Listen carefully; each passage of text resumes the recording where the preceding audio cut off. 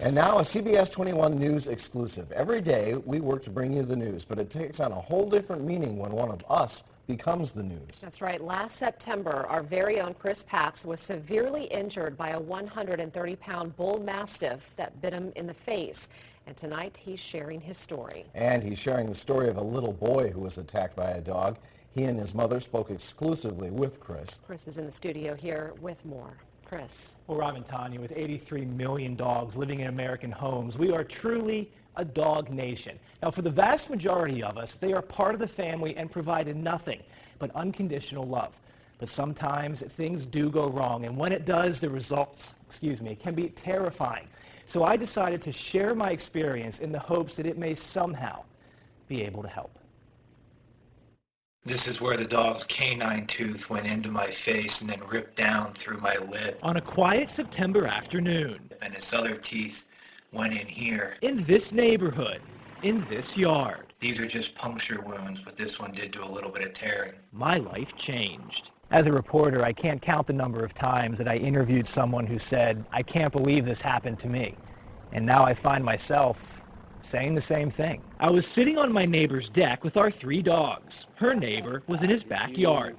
Meanwhile, 3 houses up, a 130-pound bull mastiff, similar to this one, was on its property and about to get loose. I'm still shaking talking about it. When the dog escaped from its owner, took off down the street and sprinted up this driveway, ramming its head into this metal fence. My dog ran over to confront it, so I jumped off the deck to pull him away. But then the giant 2-year-old began to bend the metal bars and force his way in. When he pulled through, I couldn't believe it. It just started attacking, and there was nothing else that I could do except try to stop it. By that time I got over, Chris was on top of the dog. The thing was fighting the entire time. A fraction of a second, the dog turned around and bit him in the face. These are the first pictures taken after I was cleaned up at the hospital. 2 days and 25 stitches later, this was me with a swollen and scarred face. Unfortunately, what happened to me is not rare. According to the American Humane Association, every year, about 5% of dogs bite someone. 800,000 of those bites require medical care. 90% of the dogs, like the one that bit me, are non-neutered males. But the worst statistic of all is that 80% of the victims, the dog went after me and then jumped on me, are children. It's a parent's worst nightmare. Carlos Vasquez is your typical 7-year-old boy who loves to play in the alley behind his Steelton home, which is lined with dogs. In late August, as he pedaled away on his tricycle, one broke through its fence and attacked him. A nearby adult tried to pull the dog off him as his mom came running. The vision of me getting there, of him screaming, "Mommy, please don't let me die," seeing the blood, I just keep visualizing it over and over in my head. During our interview, I was trying to get it off, and then it started biting me. Carlos remained strong while talking about the dog, even as the outline of its jaws could still be seen in his leg. But then, while recalling the attack, the young boy broke down, left, and never came back.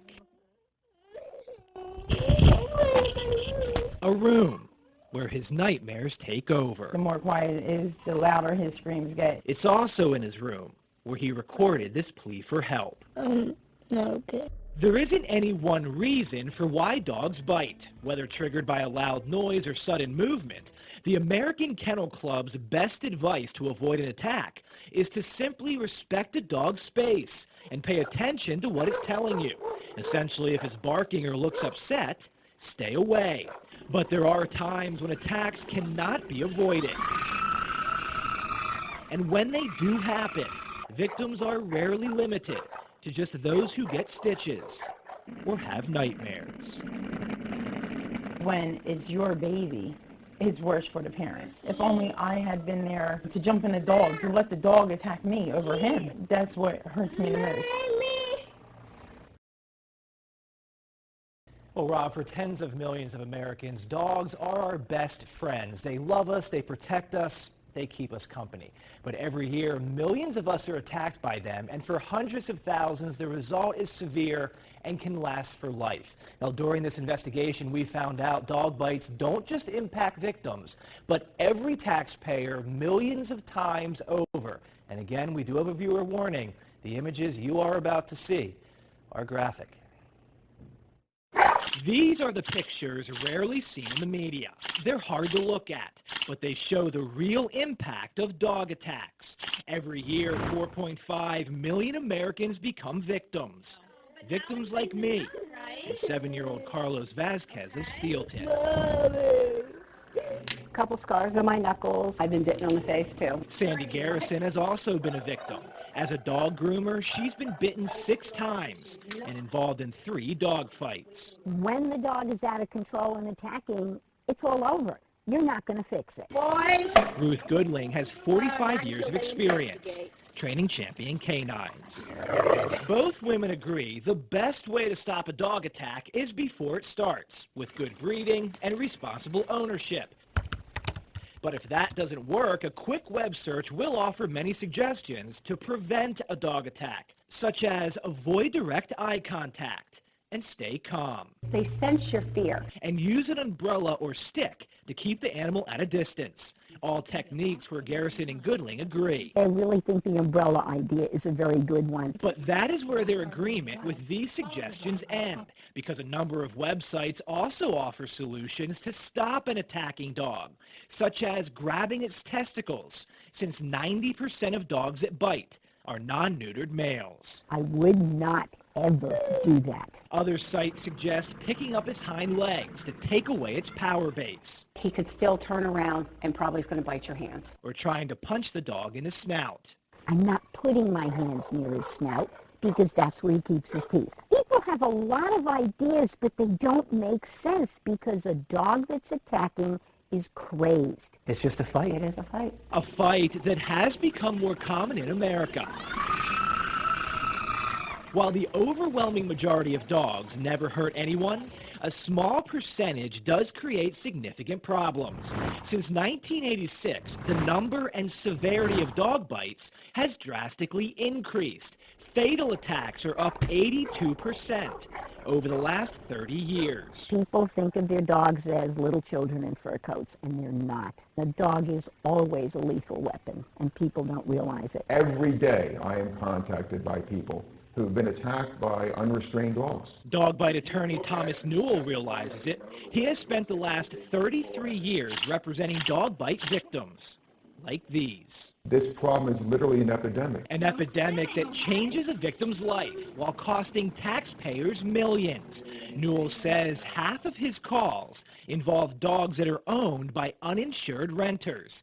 And the majority of victims, children and the elderly, are on government-subsidized health care, meaning taxpayers are stuck with the hospital bills. CBS 21 analyzed government numbers and found from 2009 to 2013, dog bites have cost state taxpayers nearly $43 million in medical costs. Yet in PA, only after a dog attacks someone does the state require the owner to get $50,000 in liability insurance. But by then, it's too late. The taxpayer can't get reimbursed, and the victim oftentimes cannot get cosmetic care because plastic surgeons rarely take public health insurance. And the victim becomes victimized again. Correct. Liability insurance to cover dog bites is not expensive. CBS 21 got a quote from State Farm for a $100,000 policy in Harrisburg.